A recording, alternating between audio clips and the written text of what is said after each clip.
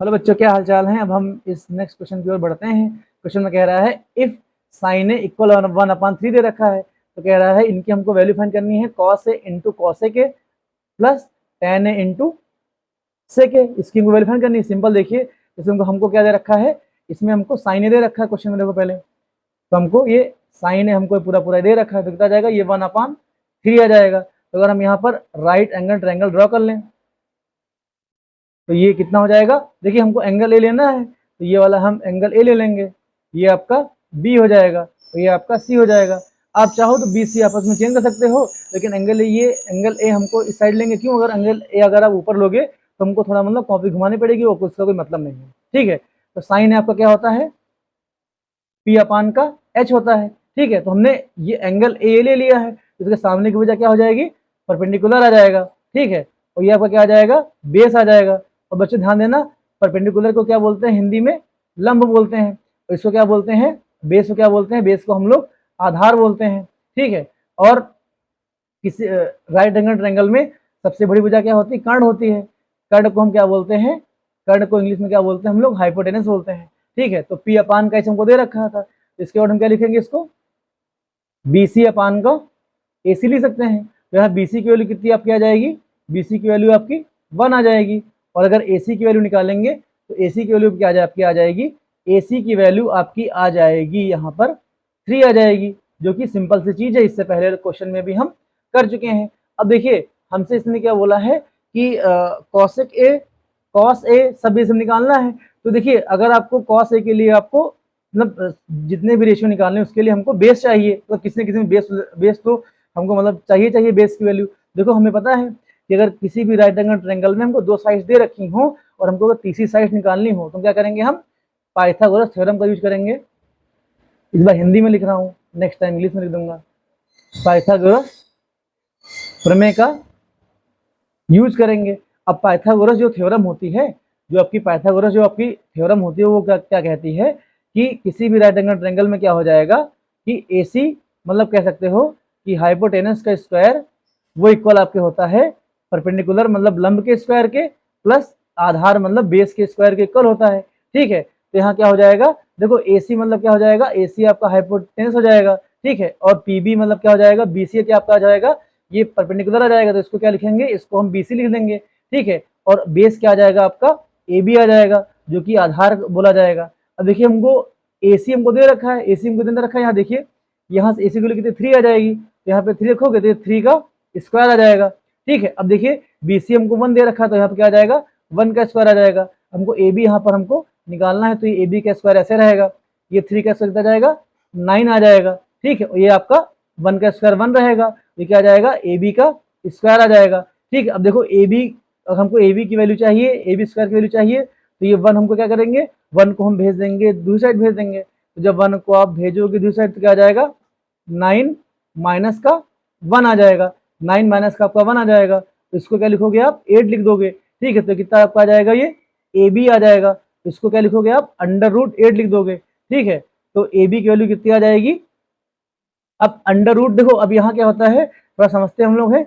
8 को आप ब्रेक कर सकते हो 4 × 2 में ब्रेक कर सकते हो। ठीक, अब देखो 4 2 का स्क्वायर होता है, और जैसे ही हम 4 को 2 का स्क्वायर लिखेंगे इंटू ये 2 रहेगा। और आपको पता है कि जब किसी भी नंबर का स्क्वायर के ऊपर अगर रूट लगा होता है तो स्क्वायर से रूट आपका हट जाता है, तो कितना आ जाएगा, ये 2, और ये 2 के ऊपर √ रहेगा। तो ए बी की वैल्यू कितनी आपकी आ जाएगी, 2 आपकी ये 2 आ जाएगी। हमको ए बी मिल गया। अब देखिए ए बी कितना हमको मिला है, ए बी हमको मिला है 2 मिला है। ये हमारा कितना आ जाएगा, ये हमारा ए बी आ जाएगा। अब देखो हमको ए बी बी सी और ए सी हमको सब मिल गए हैं। अब हमको क्या निकालना है, हमको यहाँ पे क्या निकालना है, पहले हमको cos A into cosec A plus का आपको निकालना है tan ए इंटू सेक ए। हमको इसकी वैल्यू निकालनी है। तो कॉस ए कितना आपका हो जाएगा, आपको पता है कि कॉस ए कितना होता है, बी अपान का एच होता है। देखो यहाँ पर बेस है, ठीक है, बेस की वैल्यू कितनी हो जाएगी, ए बी हो जाएगी। ठीक, तो कितना आ जाएगा, ये ए बी अपान का ए सी आ जाएगा। ठीक, जो कि हम जानते हैं कॉस की वैल्यू क्या होती है, ये बी अपान का एच होता है। ठीक, अब कॉस से क्या होता है, देखो साइन थीटा आपका होता है पी अपान का एच होता है, मतलब परपेंडिकुलर अपान का हाइपोटेनस हो जाएगा। ठीक, तो कॉसेक इसका उल्टा होता है, क्यों? क्योंकि इनवर्स फॉर्मूला होता है। इनवर्स फॉर्मूला कहता है, क्या कहता है इनवर्स फॉर्मूला?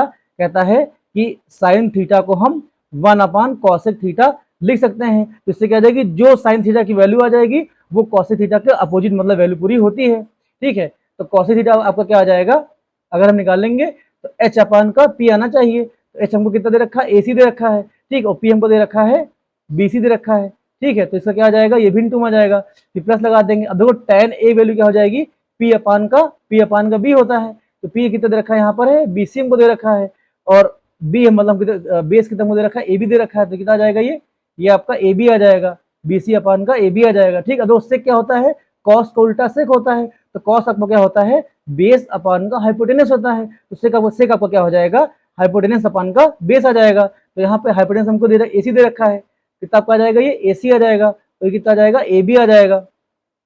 ठीक है, अब देखो AB की वैल्यू हमको दे रखी है, अब हम इसमें AB AC सबकी वैल्यू पुट कर देंगे और हमारा सॉल्व करने पर आंसर आ जाएगा। ठीक है, AB की वैल्यू हमको दे रखी है 2√2 दे रखी है, अपॉन AC की वैल्यू हमको दे रखी है 3 दे रखी है।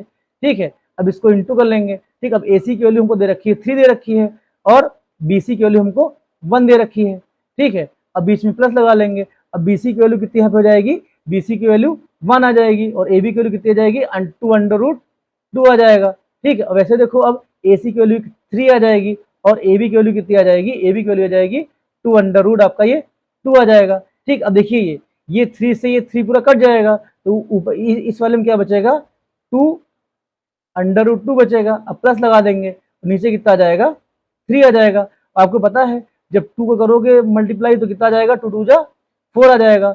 और जब √2 का जब मल्टीप्लाई हम √2 से करेंगे कितना आ जाएगा, तो पता है आपको पता है कि अगर हम किसी भी, जैसे आपका x लिखा है, ये √x लिखा है इंटू √x लिखा है, इसका हम करते हैं मल्टीप्लाई, तो आपको पता है जैसे किसी की पावर अगर रूट लिखा होता है तो उसकी पावर मतलब क्या होता है, x की पावर 1/2 होता है इंटू x की पावर 1/2 होता है। अब देखो हमें पता है कि जब बेस सेम होता है पावर आपस में क्या होती है, पावर आपस में जुड़ जाती हैं। तो क्या आ जाएगा, x की पावर 1/2 प्लस 1/2 आ जाएगा। तो इसी को हम x की पावर, देखो आधा आधा मिलकर 1 हो जाएगा, तो x की पावर 1 आ जाएगा। तो कहने मतलब ये है कि जब किसी नंबर को, सेम नंबर को रूट से करते हैं मल्टीप्लाई, तो क्या आ जाएगा, वही नंबर पूरा पूरा लिखे आ जाएगा। तो यहाँ देखो जब हम √2 का मल्टीप्लाई √2 से करेंगे कितना आ जाएगा, इंटू 2 आ जाएगा। तो कितना आपका रहेगा, ये √2 प्लस कितना रहेगा, ये 3, और अपान का कितना हो जाएगा, ये 8 आ जाएगा। अब इसका जब एलसीएम ले लेंगे, हम एलसीएम यहाँ 1 ले लेंगे, 8 का मल्टीप्लाई करेंगे 2√2 से कितना जाएगा, 8 2 जा कितना जाएगा, 16 आ जाएगा, आपका 16 आ जाएगा। 16 √2 प्लस का 3 अपान का ये 8 आ जाएगा। ठीक है, तो ये इसकी क्या आ जाएगी, ये इसका आंसर आ जाएगा। और उम्मीद करते हैं क्वेश्चन आपको समझ में आया होगा। धन्यवाद दोस्तों।